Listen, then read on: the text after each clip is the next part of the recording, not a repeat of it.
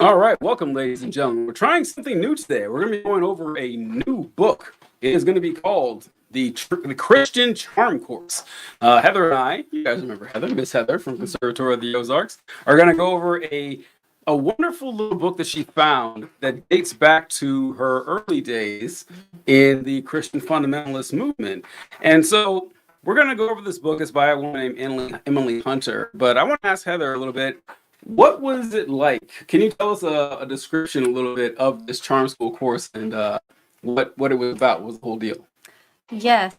So I think about 8 or 9 when I took this course, and I think I was the youngest person in the class.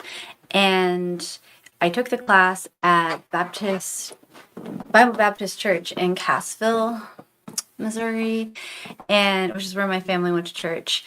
And so a charm course is kind of an old-fashioned thing. It was old-fashioned when I was a child, by the way, too, not just now. And so it was like a school or a course where you could send your daughter to get finished off so she'd be ready to be like introduced to society. So learning manners and courtesy and like how to dress and how to stand and how to walk and how to eat snails, etc. So that was like the goal for the course. And Miss Laura taught the class, and I loved Miss Laura. Shout out to Miss Laura. Yeah, she was great. She really is great. She still is great. But we were in this unfortunate framework of this independent fundamental Baptist church, which it was a part of the BBFI. What is BBFI? The Baptist Bible Fellowship International, which the headquarters for the organization was here in Springfield, called Baptist Bible College, and that college still exists, but is much smaller now than it was when I was growing up, and it's moved across town to a smaller building. But anyway, so I was in that church, and Miss Laura was my Sunday school teacher, and she taught the class. And I remember it was a pretty small group, but I remember I think my friend Amy and Holly and then Kayla, I think, were in the class with me, maybe some other people, but I'm pretty sure those three for sure. Amy was quite a bit older, and Holly, I think they were maybe both like high school age, like teenagers already. And Kayla was just a year older than I was. And so Amy and Holly both went to public school. And Cool kids. yeah. Holly got to wear clothes like she looked really normal. Yeah. Like she would wear like cool clothes. Yeah. So she didn't look like if you saw me, you would when I was growing up, you would have been like, oh, she looks like she's homeschooled. You know? Gave it away. Yeah. But Holly was not like that. And then Amy, she went to public school, but she was more like into her faith. So she would dress more maybe somewhere between me and Holly. And then Kayla, she went to public school too, and she was a cool girl, but I feel like her parents were maybe a little bit more strict. So she always looked really nice. But anyways, we would do the class in my Sunday school classroom, except for one time when we went outside. This is why I was talking about clothes, because this was like one of the first things I remembered about the class when I was trying to think about this book. We did the class outside one time under a tree outside the church, and there was a test. This will be coming up later. It's not in this first session, but we kneeled on the ground to check the length of our skirts, which probably a lot of you've heard of. Yeah, a common practice. Yeah. And I just remember Holly went right before me, and her skirt did not even come close. Especially in the Wow. Yeah, she was wearing a mini skirt. Damn. And I remember I was like, oh, Holly, you whore. Of course, yeah. You harlot. My skirt will be like puddled on the ground. Yeah, just flowing. Just watch. Like I was so ready. I was so smug. And yeah, I remember I like kneeled on the ground and I was like, Like my skirt was great. And so that I just remember when we found out about this course and I got my book for the course, I was so fucking excited. I was thrilled to be doing this course. I was thrilled to have Miss Laura as my teacher, and I could not have been more excited. And by the way, I had so much fun in this class. okay. I loved this class. I was Okay, all in. I'm glad you said that because I have some, as always, when it comes to this type of content or this type of instruction from horrible people. There's conflicting thoughts I have here. It's like, well, I try to find the bright spots in this. I try because there's a lot to criticize.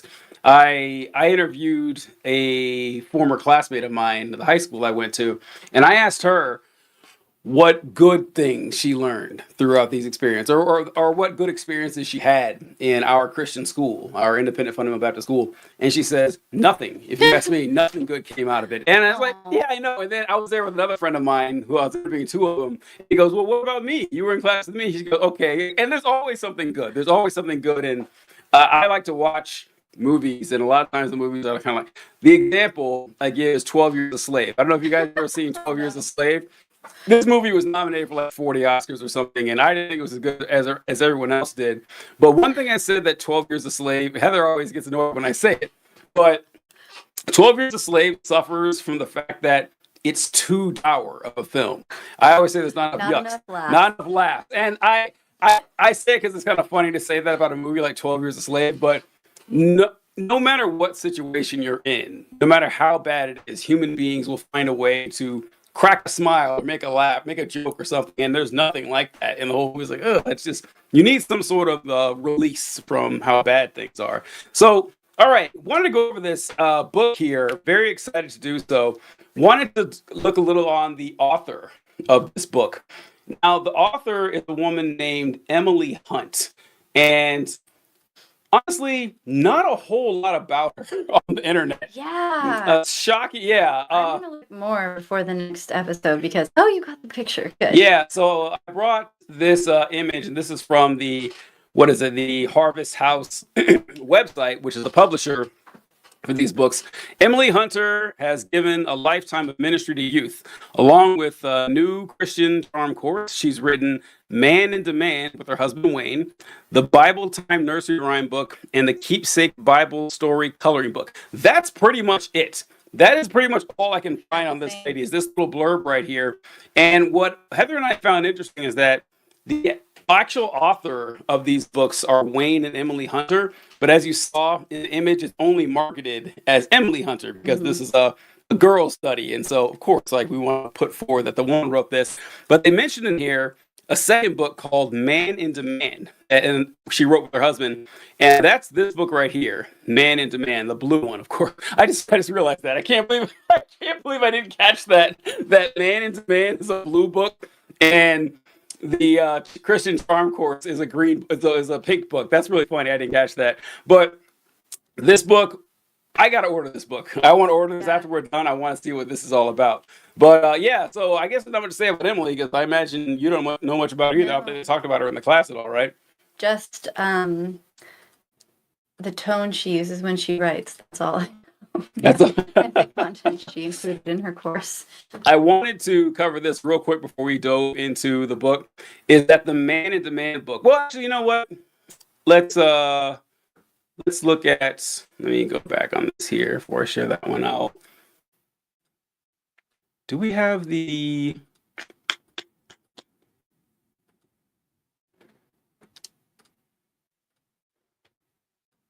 Charm Course.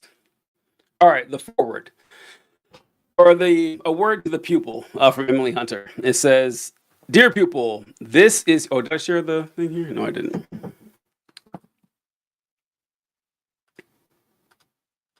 Dear pupil, this is your personal notebook on Christian charm. It will contain your personal measurements, your before and after pictures, fashion notes to flatter your particular figure, as well as many other practical reminders of the habits of this charm. You know what? I have it right in front of you. What am I doing? What am I trying to read? It's hard to read on the screen here. Can I get the here? Yeah, just be easier for me.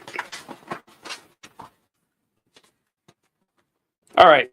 Dear pupil, this is your personal notebook on Christian charm. It will contain your personal measurements, your before and after pictures, fashion notes to flatter your particular figure, as well as many other practical reminders of the habits of charm you will be forming during this course. May it also serve as a light to your feet as you seek the path of true beauty, the inner beauty of love and holiness. For Christian charm encompasses not only the body, but also the spirit and soul.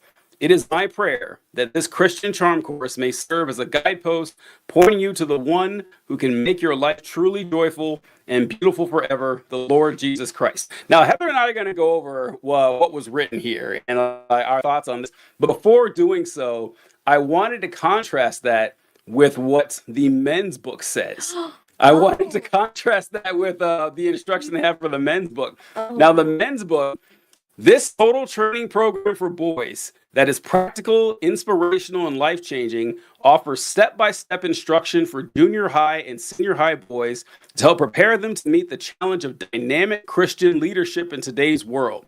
These study courses utilize the teaching bridge approach. Heather is going to go over that pretty soon, which leads the students from practical instruction regarding their everyday interests to correlated spiritual instruction geared to meet the particular spiritual needs of their age group in areas such as personal identity, conversational skills, sexuality, social skills, dating, and thought life. Sexuality and dating are capitalized for some reason. Oh, I forgot to share this with the folks out there. Oh yeah, they need to see. Yeah. Oh, I feel bad. It only has a 3.6 rating. Well, Good try, Emily. yeah, sexuality is capitalized and dating is capitalized. That's what the boy wants. So we got to draw attention to that. It is odd. The rest of them aren't. And thought life, ideally suited for use in Christian day schools, youth clubs, family night activities, church schools, vacation Bible schools, and summer Bible camps. The Man in Demand Teacher's Book is designed to enhance and maximize the information presented in the student's manual. It is useful in teaching both large and small groups. And what jumped out to me, Heather, first off, the same thing that jumped out to you is that sexuality is mentioned. I was shocked. That's not generally something, and this book was written in 1975. And then kind of said, oh yeah, this is to talk about your sexuality. I was kind of surprised to see that.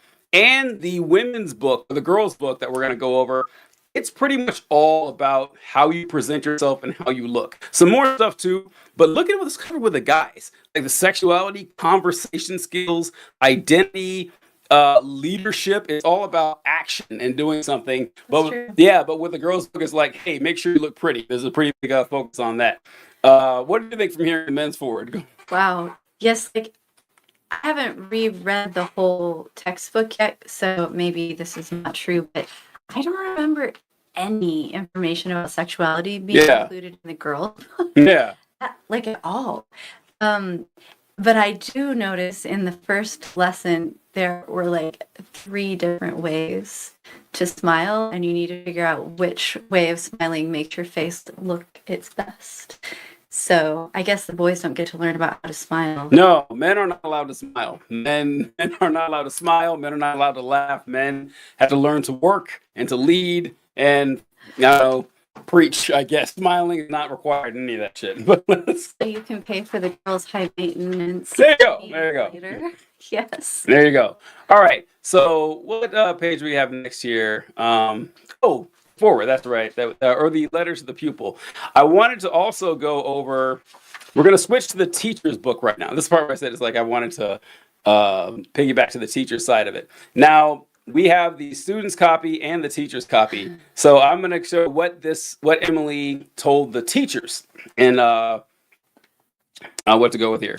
All right. It says a personal word to the director. I think it was funny they called the director. That they called the teachers, not teacher, they called it the director. I don't know, I found that kind of funny. Seems awfully masculine. Yeah, right? Yeah. You ask me. Yeah.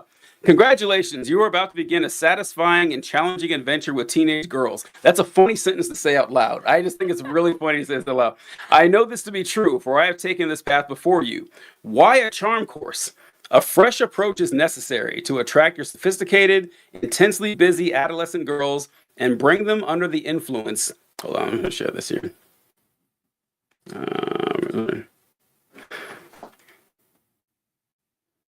And bring them under the influence of Christian teaching during this intense, sensitive period of their lives. Our Lord was often able to proclaim spiritual truths to the people by first talking to them about their everyday concerns. What are the everyday concerns of teenage girls? Heather, what could those possibly be, the everyday concerns of teenage girls? Well, Emily lets us know their clothing, their face, their hair, their grooming, their figures. In short, their outward appearance. The challenge is obvious. Why not make use of a teenage girl's typical preoccupation with her outward appearance as a teaching bridge or channel through which Christ may speak to her heart and influence her inner life? May the Lord richly bless you and your class, not only as you teach girls how to improve their appearance by bringing out their natural loveliness in keeping with Christian moderation and modesty, but also as you lead them to the crowning realization that only Christ dwelling in their hearts as Savior and Lord can produce the true beauty and lasting loveliness that comes from within. Now, Heather wrote, as you can see, a lot of notes on this here. And so I wanted to get into exactly what she meant. I'll throw out my couple real quick because I have a fewer. But I couldn't help but write down the importance of attractiveness. This is a recurring theme in this book. It is like, you got to be pretty. And being pretty isn't just a social bonus for you. That's obvious. It's also how you prove how godly you are by being pretty. That's very, yeah. And I wrote down that the difference, sometimes I like I mentioned earlier, a lot of terrible people will stumble onto having good advice. I would joke about this. I don't joke, actually. I talk about with Red Pill, in that Red Pill, like 40% of it is actually decent advice you should listen to because it's all about self-improvement, but it just goes off course into how it's implemented and how and what it's based on. And this course, to me, it would seem like it's a decent, like, modeling book in a lot of ways. It's like, hey, this is how you take a picture. This is how you sit. This is how you stand. These are outfits that flatter you. That makes sense. It's strange for a Sunday school. I'm not saying it's strange for a Sunday school. And what I wrote down is that this book kind of misses the mark in that it puts the focus on the value, that your value is your appearance rather than you have value in your appearance. And I think that is like where it goes wrong. Yeah, because there is value in your appearance and how you, like, what you dress like or what you wear and how you present yourself. That means a lot. People are going to immediately assign you and think your clothes do send a message. And that's true. There's nothing wrong with letting people know that. Telling them that their value is important or their appearance is important, and that is the main thing about you, is where I think there's a disconnect here. What are your thoughts on this? Yeah, I agree, but I thought that was a really good way of wording it.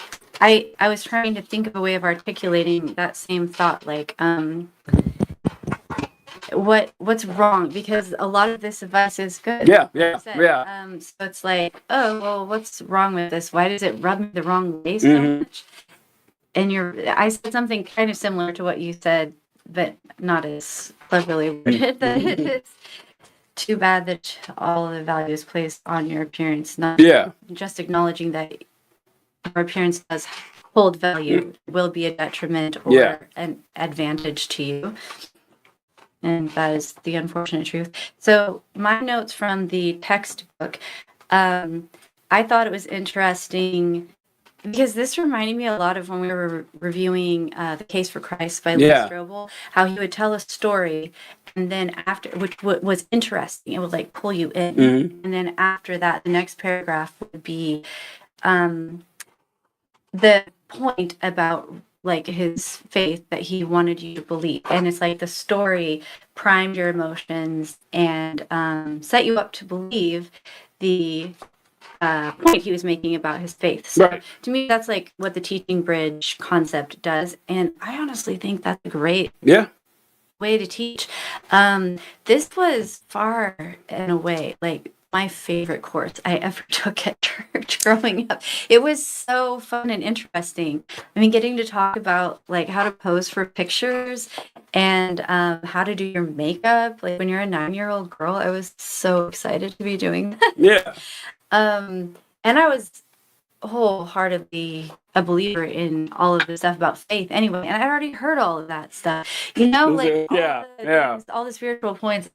Like none of that was new to me. But the other information was. But so to me, I thought the first paragraph of the Dear Pupil letter was kind of the bait. This will teach you how to flatter your figure and how to be charming, and you'll get to take your measurements and have before and after pictures.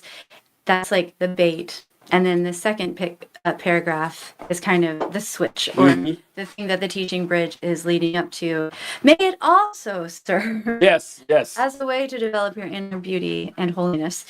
And snooze, like we already know about There's that. So then in the teacher book, this was so fun to read because of course I didn't get to see this. Yeah, this is about I don't even know if Miss Laura had this. I don't remember because of course it was an unfortunately long time ago. So I underlined a few sentences. What are the everyday concerns of teenage girls? Teenage. Yeah, it's hyphenated for some reason. Yeah. I don't know if that was commonplace at the time in the 60s when this was written, but and then the next sentence, their clothing, their faces, their hair, their grooming, and their figure. And I just put down like all teen girls want the same things and are preoccupied with the same things apparently. Which seems like an unfortunate thing for her to think and to put on paper, but at the same time, it's not a lie. It's not a lie. Yeah. It's just weird. It's like, hey, what are teenage girls preoccupied with? How they look, how they appear, their size, their attractiveness. Let's exploit that. Let's do what we can to tap into that and form them into the way that we want. That's like, it seems oddly predatory. It's like, I read, there was someone online, Danny something, Aria Daniels, I can't remember, but it's the only review that I could find from this book. Like, that's not true. There are tons of reviews, but it was a site that she has like several reviews on these chapters and stuff. And she wrote down that it's very weird. We're gonna get to it pretty soon, where it talks about them teaching you how to pose for a picture. And it's like, yeah, this seems quaint and cool and everything, but imagine if you went to church and it's like, here's how you pose for an Instagram photo. It's odd. Like, it's actually kind of strange when you think about this appearing in a church. Just because something is important doesn't mean that, it belongs in a house of worship. Yeah, that's true. That's a good point. But I agree about the predatory tone. Yeah. And like how you said, it's weird, like how it said, oh, you can go on this adventure with all these teenagers. Yes, yeah. Reading it as a guy especially sounded really weird. Yeah. And so you can see why the only place her husband's name is mentioned as an author of this text is in one little sentence, like hidden in the inside pages of the book, and nowhere else. Because if this was written by a male, it would sound like a child molester is talking. You are about to begin a satisfying and challenging adventure with teenage girls. I know this to be true, for I have taken this path before you. Like, man. Yeah, I know, right? Yes. I think even in the 60s, that would have sounded creepy. A man did co-write this. So. Yeah, so who knows? Who knows? Yeah. It was him. But you can see why they didn't put his name on the cover. Yeah, good but with call. Boys, definitely put him on there. They needed to Wayne have and Emily. Name Yeah. Because a woman. I can listen to some woman. Teenage boys. Well, okay, so they're past the age. I want to pause there real quick on this, because this is actually a question I hear a lot, that I don't hear a lot, but I think about it sometimes, that people will, like conservatives, right wingers, Christians especially, they are really against the idea of gay people raising kids, and what they'll say is, well, two women can't teach a boy how to be a man, or two men can't teach a girl how to be a woman. I don't think they're wrong about that. I really do. I don't. I wouldn't have the faintest idea how to tell like a 9-year-old girl what to expect, or what to like, how to behave, or I don't know. I can tell a lot to a 9-year-old boy. I got that all covered. I got that locked down. I think that's true. Now, that doesn't, just because you're raised by gay parents doesn't mean that you won't have male role models. That's where it comes in. That there are going to be, well, hopefully, men in your community, in your school, in your church, or whatever, that can be those father figures for me, because I do think there is something unique about that like The lived experience. the lived experience. That's true, and I just think of it from my perspective, and that I wouldn't know what to do. I mean, I could do my best, obviously, but I don't think I would be as good as the average woman in telling a girl how to become a woman. I don't think I could. That is a big topic. So yeah.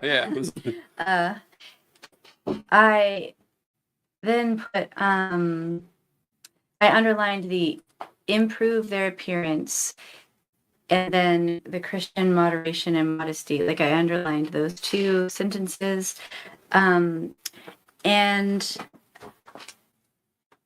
just thought that's kind of sad that you'll see this theme quite a bit through this first lesson. She seems to feel, or her husband, one of them, or both of them, that like all girls need to improve their appearance and to become more attractive. Like every girl who picks this book up. And if she didn't realize it before, she needs to realize it now. Like, if she thought she looked okay before reading this, now she will know. Yeah. No, what can you do to make your after picture? Oh, that's so true. The most stunning. That's a great point. Ahead, No, that's a great point, because this book, there's a section, we'll get to it, where it purposely says, take a picture of yourself now. You're going to see at the end of this course, you actually look like shit. Basically, right? That's what it's the whole thing about that. I didn't think about that. That's true. Yeah. So, and then, okay, that is the personal word. So I think I did both of the introductory letters. I did write down one little question about the publishing house, which is just kind of another thing that was kind of impossible to find online. I thought it was interesting because when we looked up the publishing house, I saw the publishing house was founded in 1974, but this book had been like reprinted 7 times before then. And so I was wondering, I don't know how it was printed originally. Yeah, not sure. Not sure. We don't know who Emily is, unfortunately. Another thing, too, real quick, while Heather was looking up some info, because, the book was written in the 60s, but the publishing house didn't exist till the 70s or something like that, and how would these reprints happen? She also happened to run across this weird court case where it said that... Supreme Court case. It was about... the publisher was being sued by a group called the Local Church, and I had never heard anything about this, and so I went and dug it up to find out what happened here. I went to Harp. All right, hold on. I gotta show this to you because Heather is hearing this for the first time. She's not exactly sure what's going to be happening here, but I'm excited to hear it. Yeah, I'm going to try to clip notes this as best as I can. Here we go. I was trying to read from, because they have posted on their website. They have a timeline for their court case where they're getting sued as a publishing house, and I'm like, why would you put that on your website? It did seem strange. It did seem strange, but it didn't say any of the details. All right, so I'll go over exactly why. So, actually, that's not the one I meant to show here. I meant to pull up the review on this court case here. So basically what happened is that they were being sued for defamation by this group called the Local Church. And where is it here? Oh, here we go.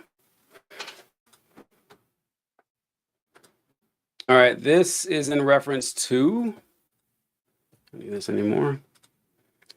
The primary legal case involving the Local Church and Harvest House Publishers was a $136 million libel lawsuit that concluded in 2007 with a victory for the publisher. So they had it on there, I guess, to prove that they were innocent, I guess, flex or let other people know, hey, feel free to come publish with us because we're not under any legal scrutiny anymore. Now, the dispute was about a group called the Local Church, a movement associated with Watchman Nee and Witness Lee. We'll get into that pretty soon. And its publishing arm, Living Stream Ministry, sued Harvest House publishers and authors John Ankerberg and John Weldon. The lawsuit was triggered by the book The Encyclopedia of Cults and New Religions, which included a chapter on the local church.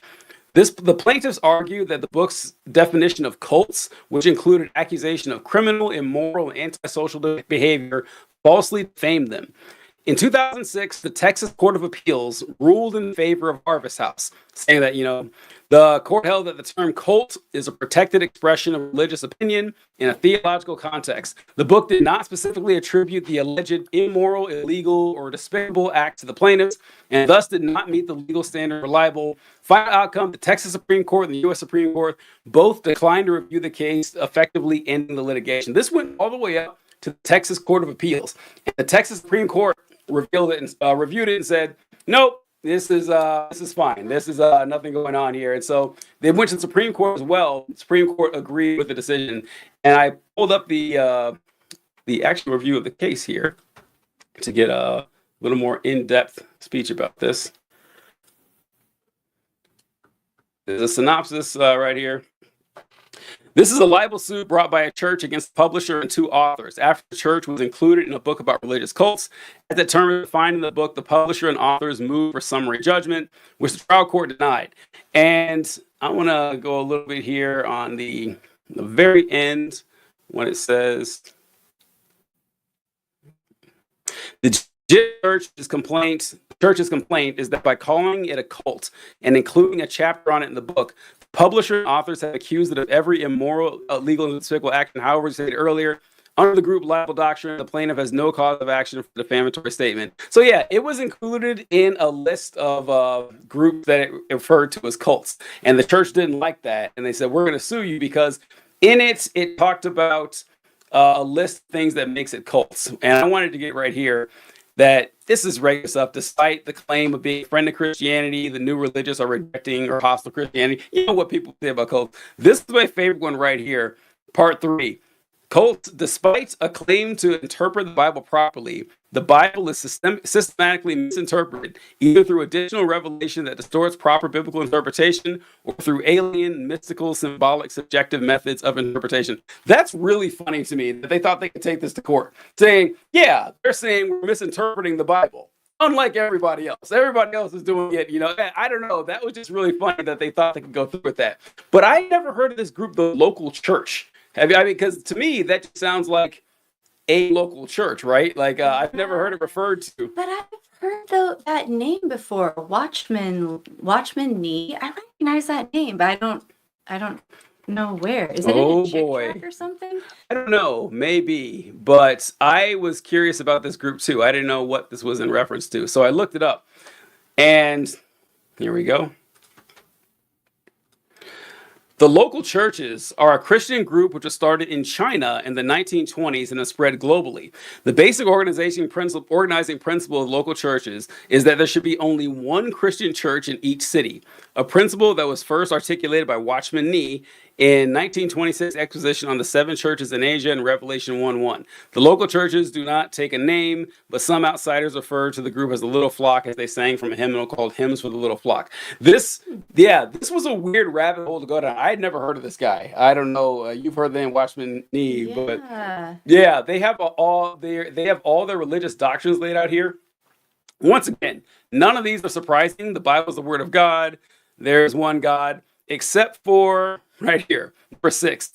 The church is the unique body of Christ. The issue of the work of Christ is composed of all genuine believers in Christ, and according to the New Testament revelation, is manifested in time and space in local churches, each of which includes all the believers in a given city, regardless of where they meet or how they otherwise may identify themselves. I've never heard of this. I have never heard of a doctrine saying that you can only have one church per city, otherwise it's somewhat heretical. But I guess the people... Good luck with that. Yeah, right?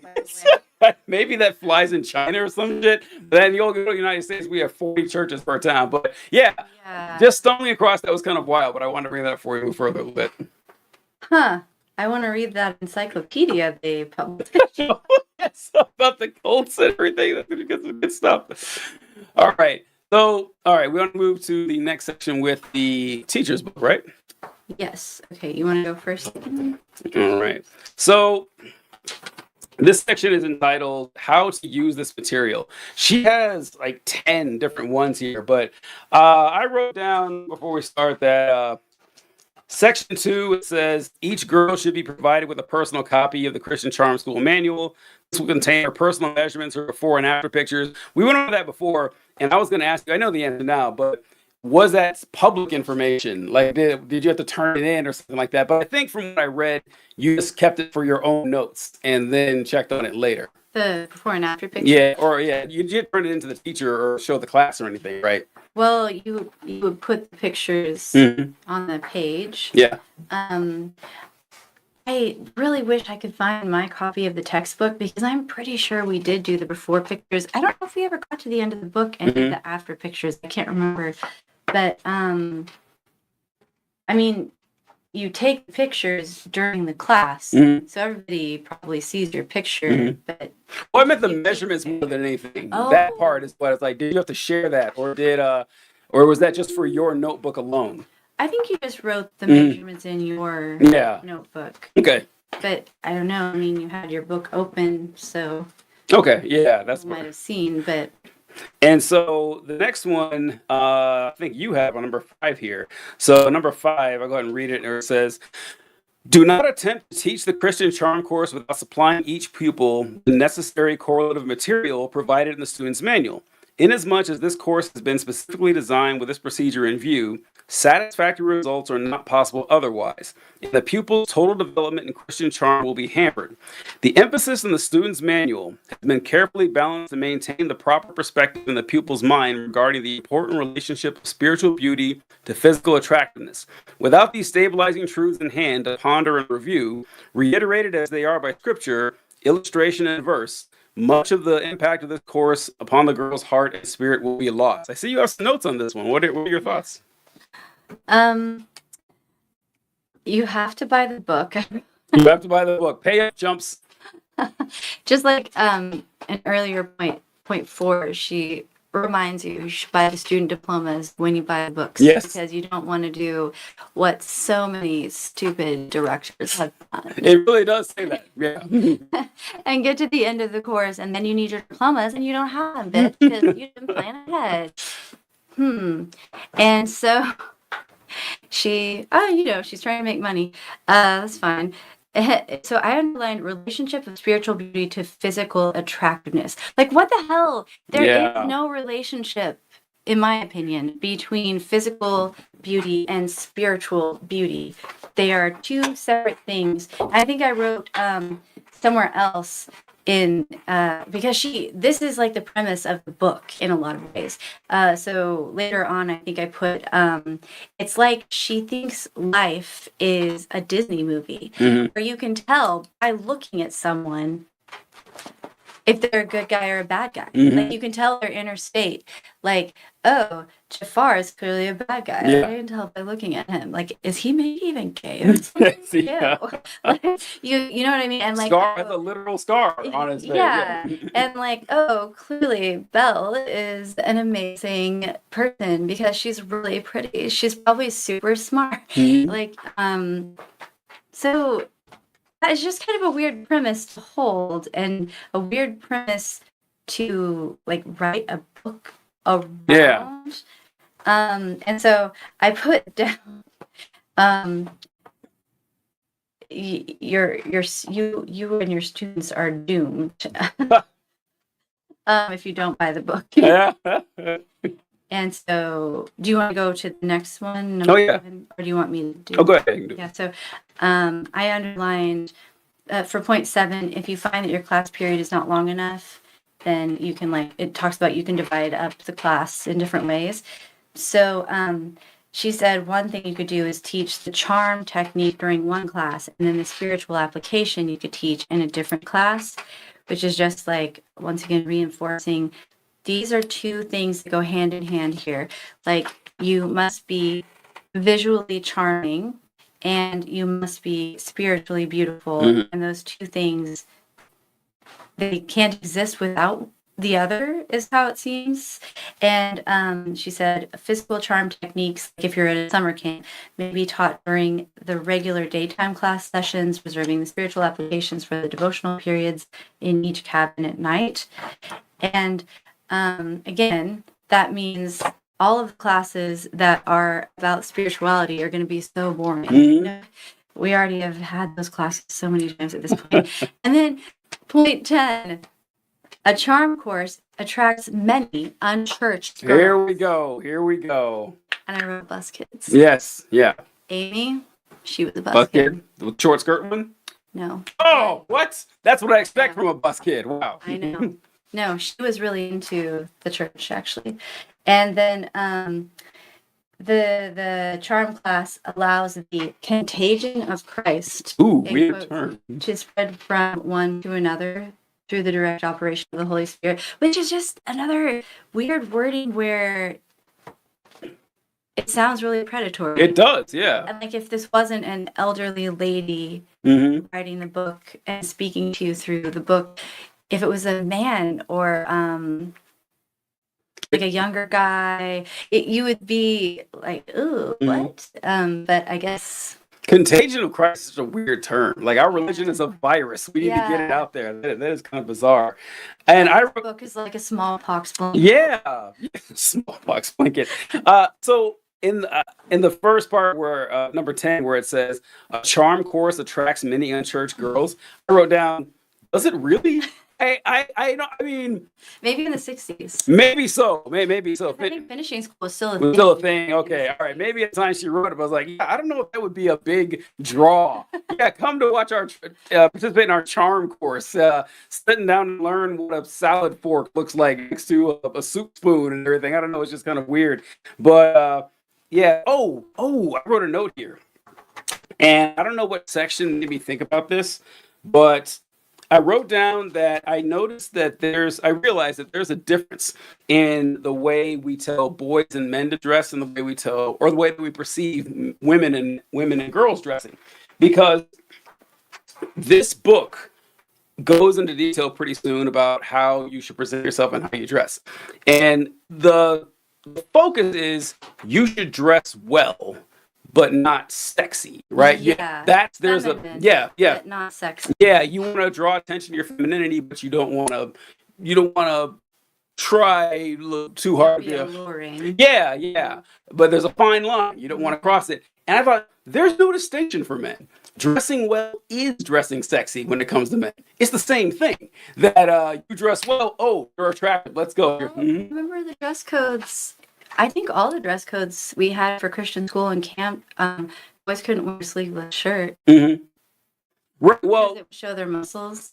yeah, that's true. But I'm saying that a woman in a ball gown isn't generally, yeah, it can be, but there's non-sexy ball gowns, right? Yeah. But a nice suit is sexy. Yeah. Like it's automatically sexy, and you don't have to worry about That's what don't you look slutty in your suit. Don't be wearing it's like you can't. It's a suit, but it's still sexy. And I don't know. I just thought about that while I was reading through it. That there's a double standard. I guess it's like sexual appeal for a male and a female.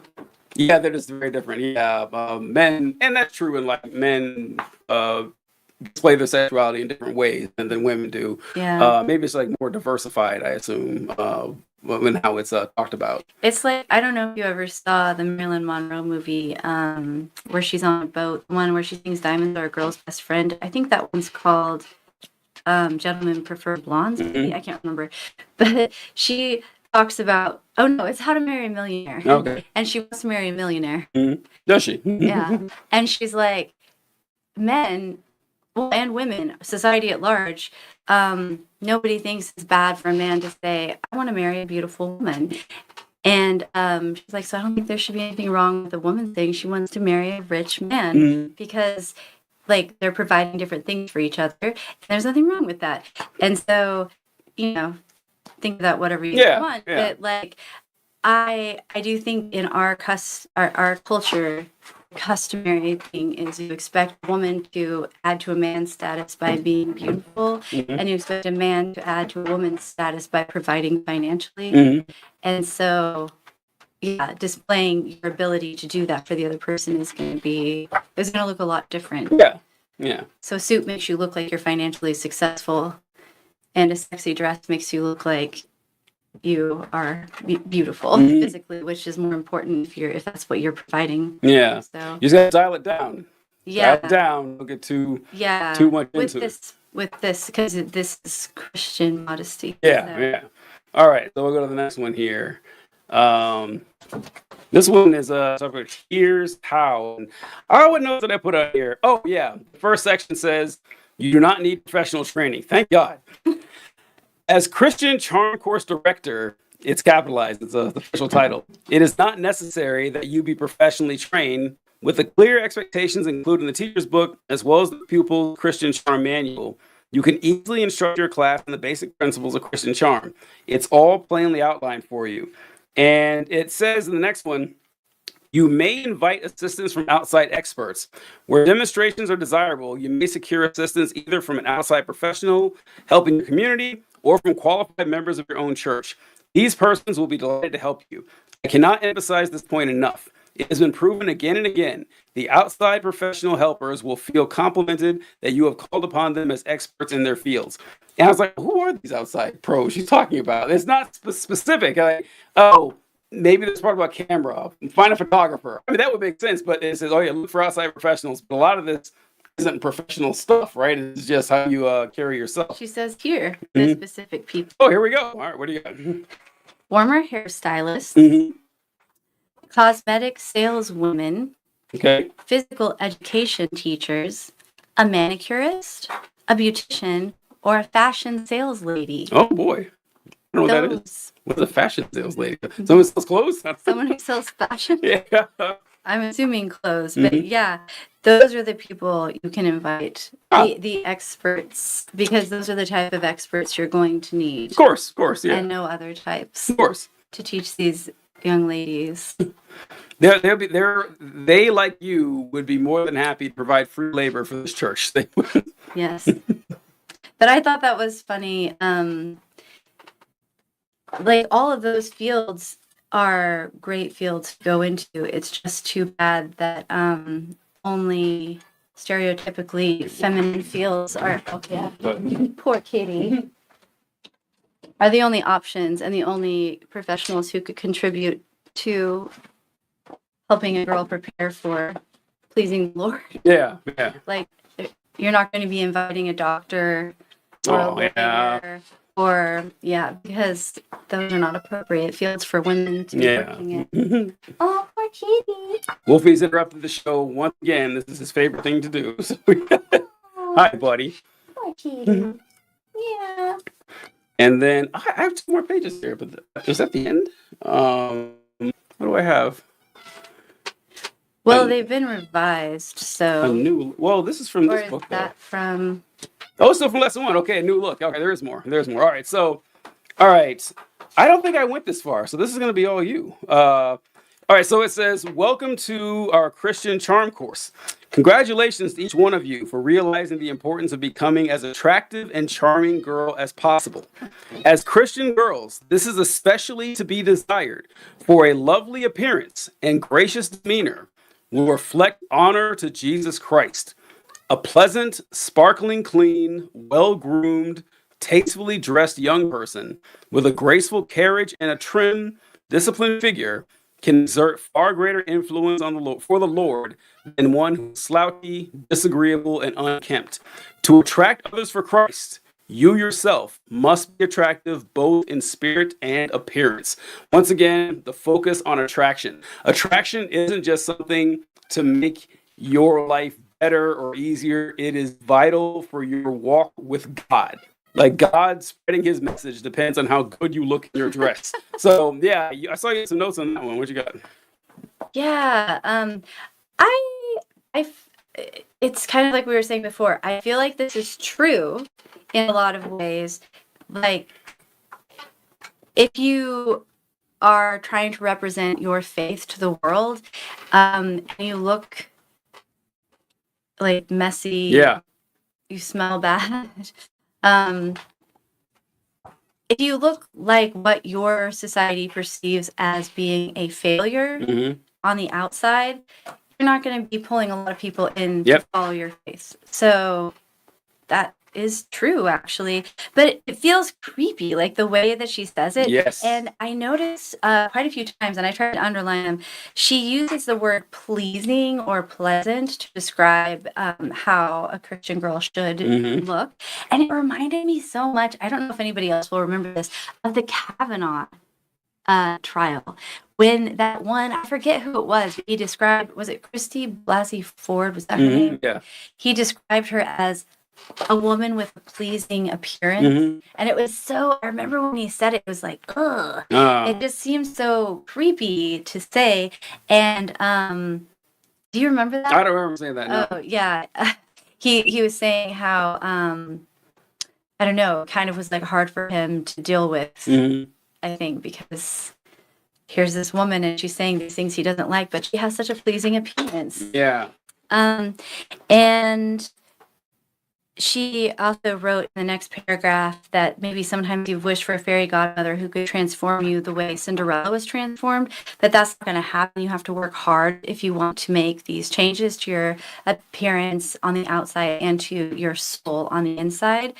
And that also is true. But I just kind of didn't like that the assumption is that, of course, every girl in this class wants to be more attractive and needs to be more attractive. Yeah. That's kind of too bad that that's the paradigm for the book. And then underneath that, the paragraph, make the most of your own characteristics. She says, use your wits and will to improve your complexion, your hair, and your figure, instead of being jealous of other people's face, figure, and hair. And so I put, if you have a condition preventing you from having a trim figure or clear complexion, just become an atheist or a Muslim. Right. Exactly. There you go. God clearly is not selecting you to be in his favor. Yeah. Kind of too bad, because she says, make the most of your features, let them shine for him. This is your blessed privilege and responsibility. So I guess if you can't attain, I love how she wrote here, you can't change your basic physical features, but did you ever stop to realize your attractiveness doesn't totally depend on what you were born with?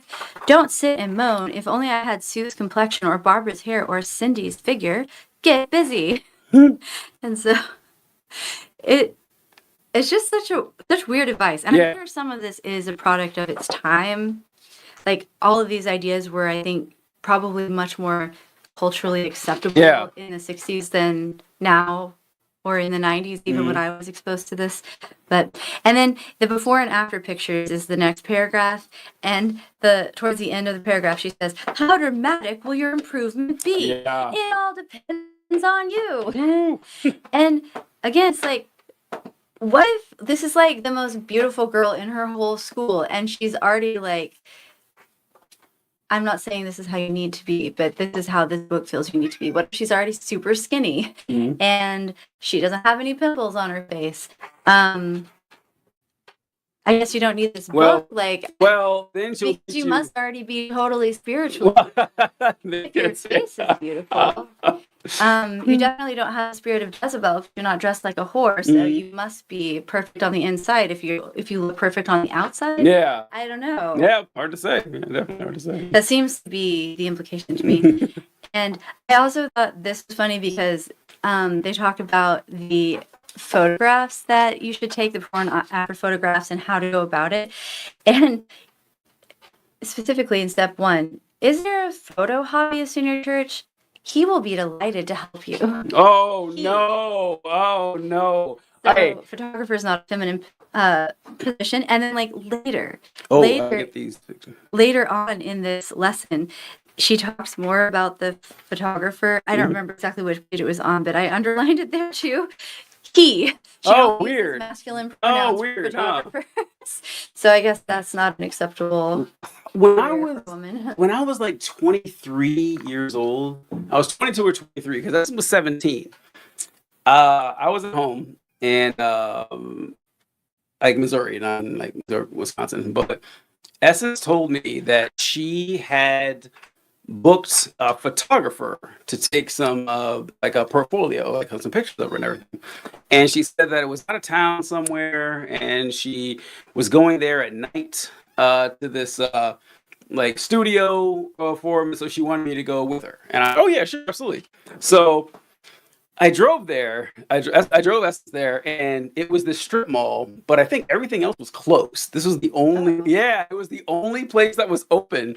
And so it was like that light was on, and so it was dark too. It was like 7:38 or something, and so everyone else was there. So we get there, and the photographer's there. It's just him. It's just yeah, it's just him in this building, Weird. all alone. In an abandoned strip mall. And so Pictures of teenage. yes, and so I said that I was like, I what? don't know if everybody knows that Essence is your sister. Essence is my sister. Sorry, that's my little sister. Yeah, And so, sister. yeah, she was 17. I think I was 22 or 23 at the time.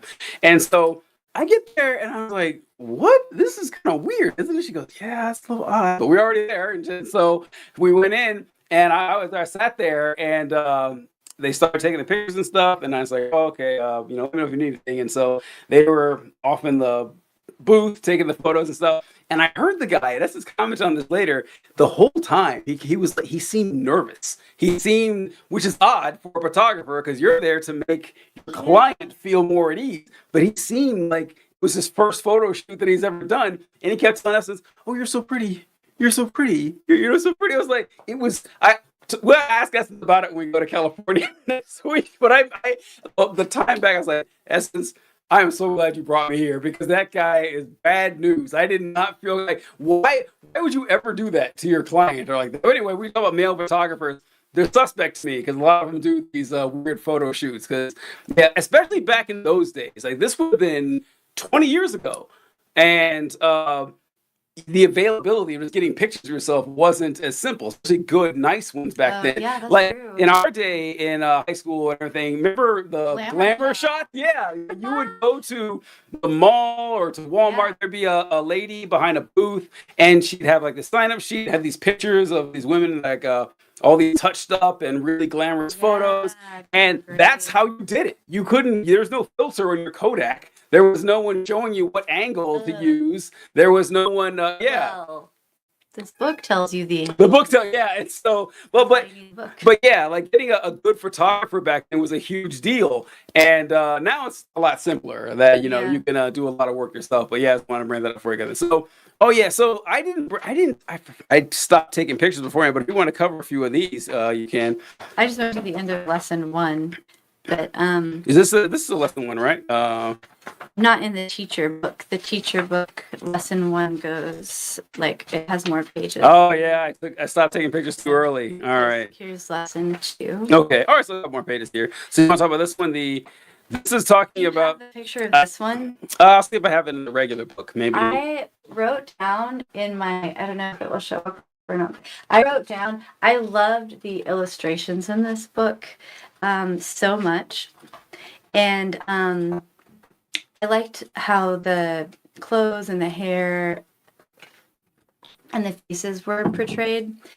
And I don't know if these are related or not, but I wonder because the content seems very similar. I was a part of an organization called the Institute in Basic Life Principles, headed by a man named Bill Gothard. Yeah, there. And that's a student book equivalent. And so these illustrations look so similar to the illustrations in Bill Gothard's materials, where he would talk about avoiding eye traps.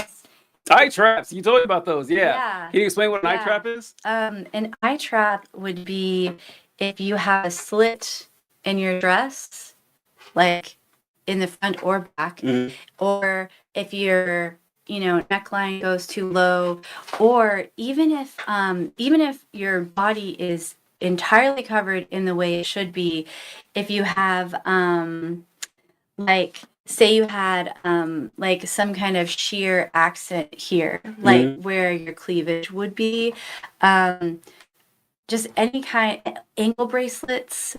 I was never allowed to wear an ankle bracelet until I left home.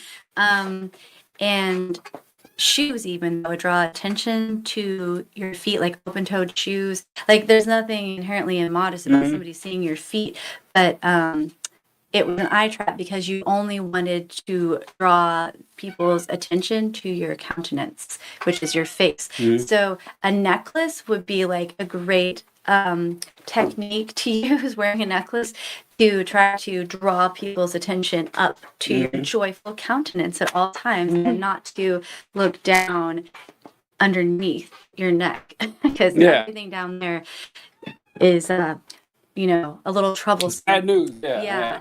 There's no good reason for anyone to be looking Yeah. down underneath your countenance. And so having like an attractive hairstyle and makeup and anything that would draw attention to your face. So that's a different organization than this one. But the pictures and the way she talks, even the formatting and the font she uses, very, very similar to Bill Gothard's materials. And so I don't know if that's just because maybe they were written kind of at a similar time in Yeah. history. Maybe a lot of publications from that time are similar in those ways. But I couldn't find, like, there's no information about this woman online. So I don't know if the two were connected, but boy, they are similar. Like the yes, no, it's like just like the pages where it would show eye trap and then non-eye trap. Mhm. So you're supposed to put your feet at a 45-degree angle when you stand, not side by side. You're supposed to stand up straight, and you want to have your arms dangling lifelessly at your side. Yeah. She's It actually says that. Yeah. Don't have your arms hanging lifelessly at your side. Yeah. And you want to have good posture. You don't have your knees apart or your ankles apart. When you're sitting, your knees and ankles should be together at all times. And this is where she talked about the 3 different types of smiles Oh boy. and how you should be able to like look at the mirror and figure out which type of smile is best for your face, because obviously a sad face is never going to be the No, right choice for your face. A smile is always what you need to have. And so do you need a laughing smile, a broad smile, or if you try saying the word cheese, that is a like time-honored Yeah. method for finding the proper lip formation for a Mona Lisa smile. Yeah. The Proper proper lip formation.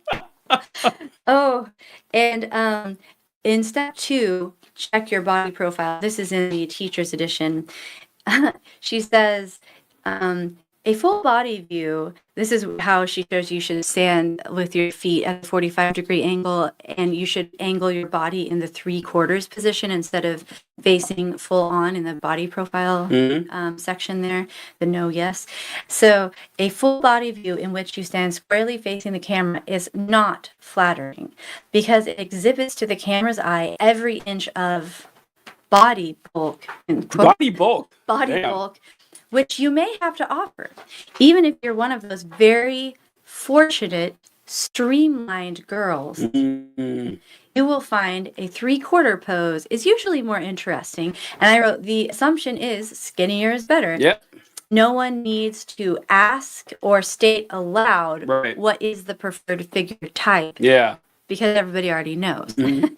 And this author reminds me of Aunt Lydia from The Handmaid's Tale, which I know you I never see, read yeah. or watched that, but other people may have. She's always like, all right, my girls need to have a beautiful smile. My girls need to be respectful. My girls need to walk in a straight line. Whatever it is. I Yeah. feel like this Emily could have been an Aunt Emily in The Handmaid's Tale civilization. And the legs one where she shows the sitting with your ankles crossed and your knees pressed together while you're sitting down.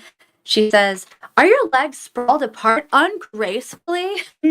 When sitting in a chair, do not point your legs towards the camera, although the shoulders and head may be turned towards the camera like this to show a full face view. Draw your leg over to one side, keeping ankles together and knees together. Remember in pictures, whatever projects toward the camera will appear larger and distorted in relation to the rest of your body. That's true. Yeah. So, it's just, again, like the premise from which the statement springs. Yeah, It's yeah. so weird. Instead of just like, hey, if you're like trying to look good in a picture, Yeah. this pose tends to look a little better or a little less awkward. It's like, this is how a good Christian girl would Yes. sit. And if you don't, if your knees are apart, then you're not spiritual enough. Trying to see, Because, yeah. why would you be sitting that way? You ho you. This is how God wants you to sit. Yeah. And how God wants you to stand. Yeah, it is kind of crazy. And she put, at the end put, to illustrate the above techniques, this is a fun activity you can do. This is in the teacher's book. And I was like, this sounds so fun, but also a little weird. Okay. I would have loved the activity, but like as an adult reading it, I'm like, what? Mhm. She says, for a simple eye-catching visual aid to accompany the above instructions, cut figures from fashion magazines or mail order catalogs and paste them onto colored construction paper. Choose full-length pictures showing models in 3/4 body position with feet placed at angles to one another, hands in various poses with legs drawn to the side while in a sitting position, etc. So find pictures in fashion magazines of models posing in the way that she says you need to pose in her instructions. Let the pupils practice these various poses, checking their positions in a full-length mirror, which will be helpful to them. So, and then you had some notes, I think, about this section. Oh, yeah, I wrote the same thing. I'm like, this sounds like it should be a modeling class. It's odd that you were taught this in Sunday school as a 9-year-old.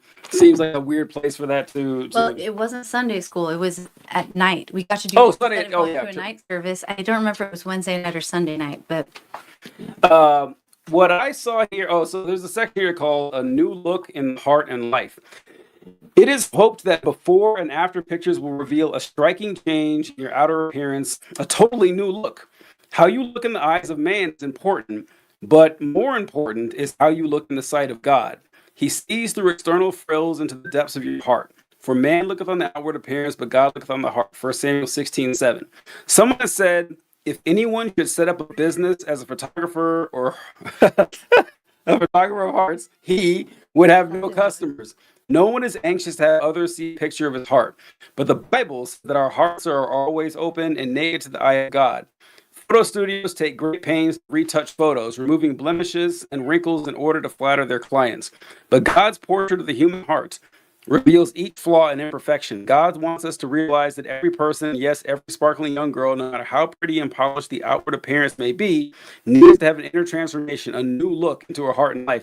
And the new look paragraph was so weird to me because this whole time, it was only been like a few pages, 10 pages so far, saying your outward appearance is vital. Your outward appearance is important. It's This a is reflection it's a of your direct inner reflection of state. who you are on the inside. And this book, like, just so you know, it's not all about how you look. Like, apparently it is. You cannot have this both ways. I thought that was kind of weird that they kept going on about that. And then it said, how do we get this new look? Does this new look in the heart and life come through diligent self-effort, just as the new look in our outward appearance? God's word says no. You do nothing to deserve it. You do not earn it. You simply receive it. It comes as a gift, and the tag on the inside to your name from your heavenly Father with love. The moment you accept Christ, God's priceless gift, a miracle takes place. You are born again to God's family. You receive a new heart and a new nature. You are a brand new person. There's a new look in your heart and life because there's a new person dwelling within the Holy Spirit. As you surrender your life to the Spirit's control, He transforms you. He transforms you from within, filling you with Christ's own joy and peace. Oh, and you underline this too. And when your heart found peace with God, harsh tension lines relax. A new softness and gentleness appears. Pull up the picture of her real quick. I X'd out of it. So yeah, that's so funny. That would have been so great. I wish I guess it didn't work for Oh you. shit. Because you still have a lot of wrinkles. Oh on your no, Emily Hunter catching strays 60 years later. That's right. And she looks beautiful in the picture. But I'm the just wrinkles saying, are there. You told me they'd like, go away. yeah, Yeah. You said if I'm close to the Lord, I won't need Botox anymore. Yeah. Wow. I wrote a second paragraph, release tension lines. Are you kidding me? You're telling me like we're going to get rid of your wrinkles because you accept Christ as our as your savior. That was a wild line to read. That's the only part I wanted there. What'd you have there at the end? And after that, she put a new softness and gentleness appears, a lovely new radiance and glow. The light of his glory shines through from within. Yes, a new look within and a new look without go hand in hand. To become truly attractive and charming, you must have both. And I put, if you are ugly or old and wrinkled, maybe try Buddhism.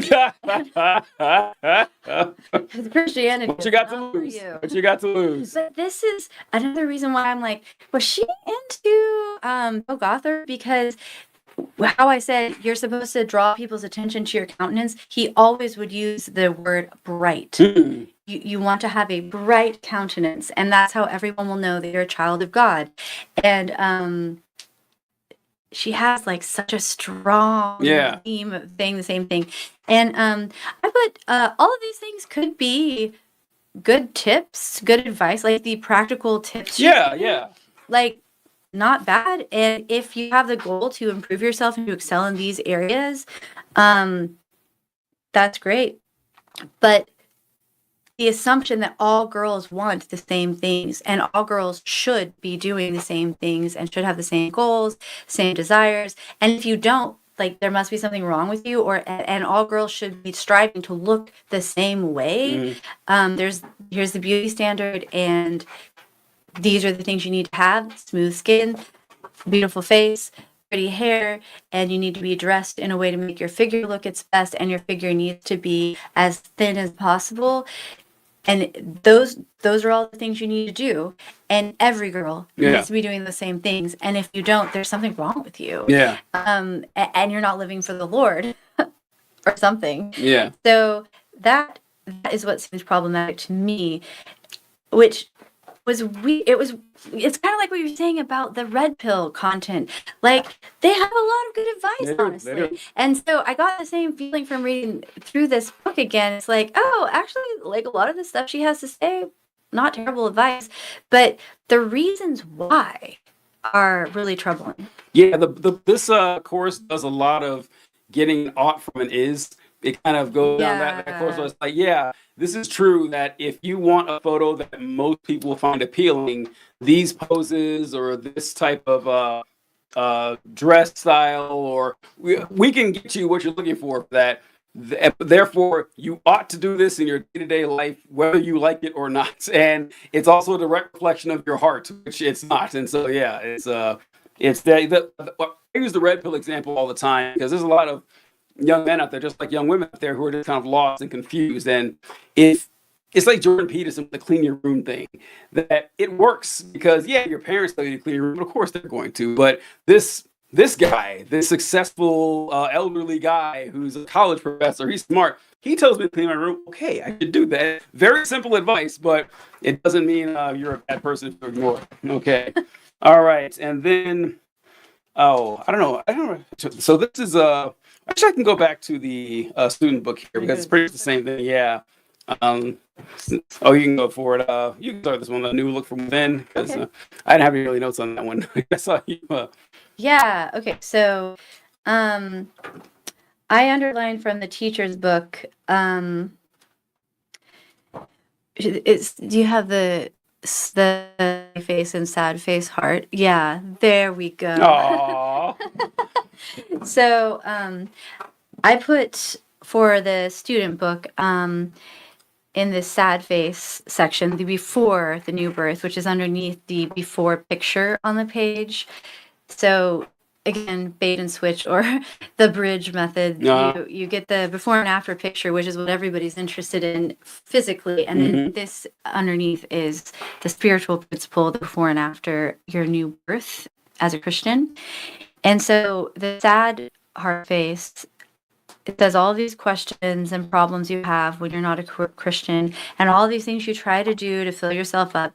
And then it says, but sometimes a queer hollow feeling creeps over me, and I feel strangely dissatisfied. And I guess I'm just one of those crazy mixed up kids. And the happy heart face says at the end, at last, I'm a real person. Oh boy, yeah. And the teacher's course just kind of like has a little bit more to say about both of those things. So she says for the heart smiley face, the after spiritual snapshot. Of course, I sometimes slip into sin, but immediately I ask the Lord to forgive me, and I feel bright and happy again. It's like a commercial. Yeah, it's like And at last, I'm a real person. So my observation about that was if you are genetically predisposed to have low serotonin, or if you have unprocessed trauma resulting in depression, you must be living in sin, I guess. Mhm. And you can't be a real person until you are a puppet being controlled from the inside by the Holy Spirit, which is only in the teacher's book. She said, now I say things from God's point of view, not just my own selfish outlook. More than anything else, I want to please the Lord. I thought this would be hard, but I feel a strange new power and strength within me, helping me do right, which is what made me think of like a puppet. Yeah, yeah. And it also has that weird predatory language to me, like he's inside you, controlling you. Yeah. Which at the time, of course, didn't sound predatory to Yeah. me. It sounded wonderful, like that's my goal, to be controlled by the Holy Spirit. But now it seems a little Mhm. odd Yeah, and to say to a child. it is, and I was really serious when I talk about how this just sounds like an ad. This is at the end. Like, I was sad. Now I'm Not happy. anymore. Now I'm happy that I found Jesus. This is something that, like, what did John Draper say? Happiness is just something you experience before you want more happiness. That's just, it doesn't really solve anything, but they know people are always looking for that, children included. So yeah, going with the spiritual part is so funny on the next page. Actually, I'm gonna pull up right here. When I was going through Heather's notes on the next page here, after the hearts, it says taking a look at myself spiritually. Heather actually wrote boring page on here. And it's funny because when I turned the page, I think I read it before you did. And so I was like, oh, this is the dull shit. This is Yeah. let's talk about spirituality. And like, no, I came here to learn how to take a good picture and like how to lose weight and like what my ideal dress size should be. I don't want to learn about my spirituality. I'm gonna read already First learned John about 5:12. No thanks. But yeah, I thought that was funny. You wrote boring page on this. Yeah. And I underlined underneath at the bottom, it says, does my face reflect the image of Christ's beauty within me? Sorry, just at the bottom of that little section right there. Oh yeah. And I, again, think that's really troubling. Like, if you're a Christian, which lots of great people are, and you have the beauty of Christ living within you, what if you have an ugly face? Some people some do. people just do. Yeah. Some people do, and they are beautiful people anyway on the inside. But if your face isn't beautiful and attractive, it's just so weird that she keeps going back and forth saying like, well, it doesn't matter like what you look like. It's just what you have on the inside. Are you living for the Lord on the inside? But at the same time, if your face isn't beautiful, you are not pleasing the Lord, and there's Yeah. something wrong with you. Why aren't you trying harder? Oh, and I love this picture on the next page. All right. I think she looks Looking so ahead. cute with her ponytail. And so this is where you're supposed to put the ways you want to list underneath here. Like, how do you want to change yourself on the outside during this course, and how do you want to change yourself on the inside during this course? And then you put a check mark on. Oh, did somebody fill this? Yeah, one this is in? the one I have. Someone has something written here. I probably like put those same things on mine. It says So- nails, face, and hair. Yeah. Is what she wanted. And she didn't want to change anything on me. Exactly the boring part. Good for you, girl. So you have to like check mark that you're writing a contract with yourself here. I want to be attractive and charming so that I will please others. What a weird fucking sentence. Yes, to this say I don't have to my a girl. my sticky note right here, but I thought that was wild. Where it says on the top of this one right here. Actually, let's zoom in so you can see it. Right here, when she's through the calendar. I want a new look at my outward appearance. I want to be attractive and charming so that I will please others. That is such a weird. I mean, even for back a then, Christian, that seems like a strange yeah. thing to say. That yeah, I guess pleasing others isn't axiomatically bad, but that's no one, no, like when your parents. I heard some lady talk about this, and she said that teach your daughters to be assertive and teach them to not be walked on, teach them to go after what they want.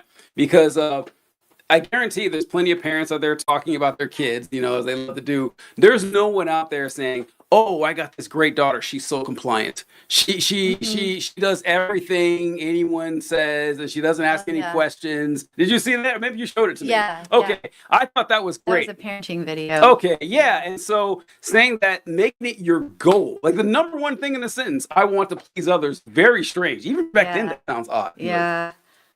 And then the next paragraph, I want to be lovely and beautiful within so that I will please God. I realize I cannot change my heart merely by self-effort. And so she contrasts that in the teacher book, that if you want to change your outward appearance, like she said, you aren't going to have a fairy godmother come wave the wand for you. You have to put in the work to make it happen. That's true. If that's a goal for you to change your outward appearance, then it is going to take work. But if you want to change your inner state, that does not take any work because that is a gift from God. All you have to do is receive the gift. And so she contrasts those two principles, which is funny to think about that way now, because now, as not being a Christian anymore, I would think I would need to work to improve my inner state. And I would think that was more important than working to change my outer state, actually. But I never thought of it that way till reading the teacher's manual where she said that. Wolfie. Pipe down. Hello, kitty. And just like at the end of the teacher's manual for this section, I wrote a few notes down where she kind of like summed up, are there any unsaved girls in your class or those who are not sure of their salvation? Refer to page 6, taking a look at myself spiritually. And then she then talked about like how to look ahead with the girls who are, if you have a class who, and all the girls are mostly Christians already saved.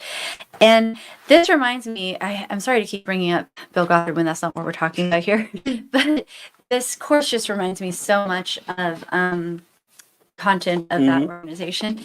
And the thing, my parents were in IBLP. They were followers of Bill Gothard since before I was born. So I don't remember a time that I wasn't familiar with his teachings in my whole life. But we were never part of ATI, which is like within the larger organization, the Institute in Basic Life Principles, or IBLP.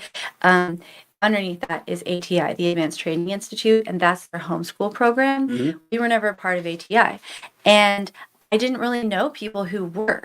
I just knew people who homeschooled with like whatever normal curricula we were used to, Bob Jones and Abeka and ACE and stuff like that.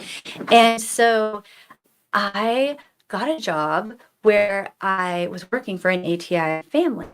And they, of course, had lots of friends who were also in ATI. And so I started meeting all of these other ATI families, and they were incredible. They were like perfect human beings. Every one of the daughters had beautiful, long, flowing hair. And it was always like styled very lovelily, very beautifully, whatever. It was always, she puts in here, you need to have your hair styled becomingly. It was always styled very becomingly. And they always were wearing beautiful dresses and skirts. And like the boys were always dressed really sharp. And like the brothers and sisters, you're supposed to be best friends with your siblings in this curriculum, and the brothers and sisters would be like, like it was really sweet. You didn't hear them arguing. And like sometimes you'd even see like the sister would like sit on her brother's lap, or like they'd be like walking holding hands, or with their parents, like teenage kids, like walking holding hands.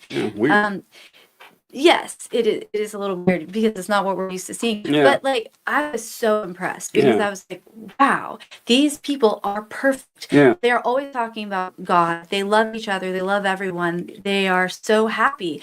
This is what I need. I need to join this, and this will solve all my problems. And so I, told my parents we need to do ATI. And this book to me reminds me so much of the end result, which is if you focus on, oh, I feel happy again now because I'm the after happy heart smiley face. Yeah. And so I always have a bright countenance and I always look happy and perfect and I never argue with anyone because I have the joy of the Lord in my heart emanating out of me. Like that's not realistic. Yeah. And so at some point because what you're doing is learning how to suppress your difficult emotions and disassociate from your difficult emotions, like instead of processing and living through the difficult emotions you're going to encounter as you're living your life. At some point, those emotions are going to come out. They're going to manifest in some way, like an eating disorder or blowing up and bullying someone who is in like a more vulnerable position than you are in. Because you have to express those emotions at some point. And that's what I saw when I was in ATI. Like, if you got to know these families who looked so perfect, once you got to know them, it was just like the Duggars. Yeah. Like, oh, actually, you're a sexual predator. Yeah. Once you went to the conferences and, like, you were alone in the dorm rooms in the training centers with people, like, they would start telling you stories. All their families were just as fucked up as yours. They all were arguing. They all hated each other, And I feel like that's what this book is training you to do. Yeah. It's training you to pretend that you always are happy and perfect and smiling so you can attract new people to your virus of Christ. Yeah. And you will on the inside be screaming and trying to ignore the screams because you don't know what to do because you're not allowed to feel those things. So that was kind of my conclusion at the end of this lesson. The Contagion for Christ would be a great book series. The Contagion for Christ. All right, so at the end, there's some questions and answers, or a review section I think they have for the girls here. Want to go over this? I don't think I had any notes on this one. I think because you filled out. Question number 1. What are 2 basic reasons why a Christian girl should strive to look lovely? Which I just thought was a weird question. What are 2 reasons you should be as hot as possible if you're a Christian girl? Yeah. Go to Altered State and find out. Yeah. That's where all the sluttiest Christian girls go to buy their clothes. And then number 3, do you want to appear pleasing to the eyes of men? And I thought this was kind of a clever. I thought so too. From the author, actually. I like Emily. She got some good ideas.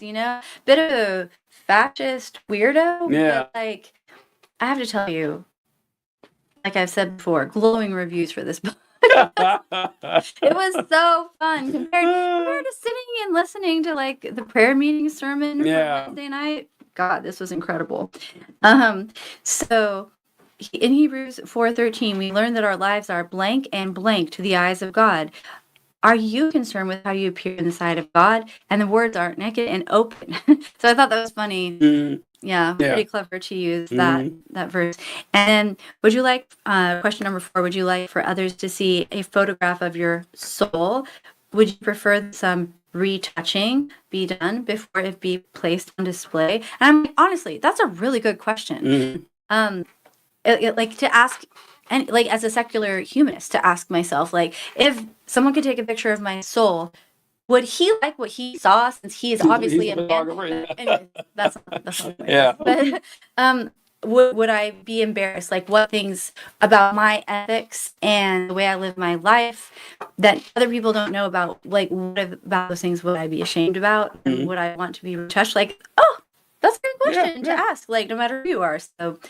We can end on a positive note if you want. I like that. Yeah, she had some good things to say along with the. All right, trash. So landed this plane right around 90 minutes. Not trash, not so bad. We got several more chapters to go, and they get really, really good. I perused this a little bit when Heather found this moving, and it's like, oh my God, this book, and we had to go over it. So this book, by the way, both of these, I bought as an adult because I remembered this Oh course. wow. And I loved it so much, and I wanted to have them like to see because they're hard to find now. They're so old, Mhm. and I was like, I have to have this in my personal. I love But that. that's why I have these blank books. That even though I took the course, I filled them all in. Oh, that's so I great. can't find my old book, That's but so great. I Yeah. have it somewhere. We look forward to it. We're gonna have a lot more going here. I saw someone comment here. I didn't bring it up, but someone wrote, "This guy doesn't know the difference between an atheist and an agnostic. But worse is that he's a dick about it." I mean, you're right about me being a dick. Part. That's true. I do. Although, Do you know the difference? yeah, between that's atheist weird. I and an do know. agnostic? I don't know what he's Did talking we? I about. don't remember mentioning being an agnostic. I didn't. It must be from some other video that he's whining about or something because Oh. it has nothing to do with what we're talking about today.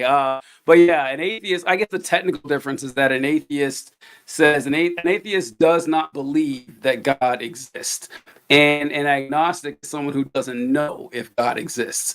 But which I argue that everyone is an agnostic because no one knows. See, people say they know. People say they know. But if you're real, like, do you know? And the answer is no, you don't. I know a lot of people say it, but so it's answering two different questions. Atheism is asking what you believe, and agnosticism is asking what you know. And my problem with the term agnostic is that it's used to say that someone's in like this middle ground where I'm 50% believe in God and 50% don't. I'm not sure, but I'm open to the idea, or not open is the wrong word because you're open to it, but I think there's a chance that I have a hunch that that God is real. I was like, no, that's not what it means. That's how people use it, but I don't get wrapped up around it because Christians. I don't know if you ever had this happen to you. I've had this happen many times where someone will say, "So you say you're an atheist, right?" I was like, "Yeah," and it's like, "Do you know there's no God? Like, do you have evidence?" I was like, "No, I mean, of course not. Like, God could be real, and I just don't know." Like, aha. Well, that means you're an agnostic. I'm like, whatever word you want to use, man. Okay, if it makes you feel better that I'm not an atheist, fine. But that's not the definition of the word for as far as I know. I'm sure you've heard Mhm. before of like the two different categories of atheism, Gnostic atheism Yeah. and agnostic Mhm. atheism, which to me is like, okay, guys, like it's being so fucking pedantic. Like, Yeah. but yeah, so like I'm an agnostic atheist, I guess, if you want to be like whatever about it. Yeah, exactly. I don't believe God exists, but like I don't know Yeah. for sure. Whereas like This- a Gnostic atheist, which I've never met, Which one, don't it's exist. like No one could. That's what I bothers. know God is not That's real. what bothers. Yeah, is that they say Gnostic atheists as if one could possibly exist. Because even Richard Dawkins, I think it's called the Kinsey scales for sexuality. I think 1 through 7. Yeah. He has his own scale for atheism. Oh. Like a 1 is that you're a Gnostic theist. God is real, and you know God is real. Which there are plenty of those people who would say Yeah, that. yeah. But he's like at number 7 is a Gnostic atheist. Is like, I don't believe in God. And I know He doesn't exist. He goes, I'm a number 6. Like that's as high as you can go. That is there. You might as well not have the 7. But yeah, I don't know. People, it's a trick of language because the word atheist exists. It's a rare word. I can't think of another one where you have a word for not believing in something. It's hard to. I can't think of another word other than atheist. Like if you don't believe in Dracula, there's no word for that. If you don't believe it, yeah, it's like it's a weird thing. So when you say you're an atheist, people automatically assume it's the furthest down the spectrum that you can get. It said God isn't real, and I know He ain't real. Like, okay, that's kind of dumb. So people, and the word atheist scares people. Like Yeah, that makes them it feel is very uncomfortable. scary. So yeah, you gotta say, well, are you open to it? Aha, you're not an atheist. Fine, whatever. Like the language doesn't mean all that much to me. But all right, any last on the Charm School book, Heather, before we close things out here? I'm excited to read the next chapter. As am I. Yeah, and I hope we can find some more information about the author. Yes. And if she is connected to IBLP in some way, because I feel like she was, but we have no proof. Shockingly small info about her for a book like this, Yeah, and for like how many for books books, she yeah, wrote, very she wrote so odd. Yeah, many. couldn't find much on her at all. And but all right, folks, thank you for joining Heather, me, and Wolfie, and we will catch you next time. We hop on this. Good stuff. I thought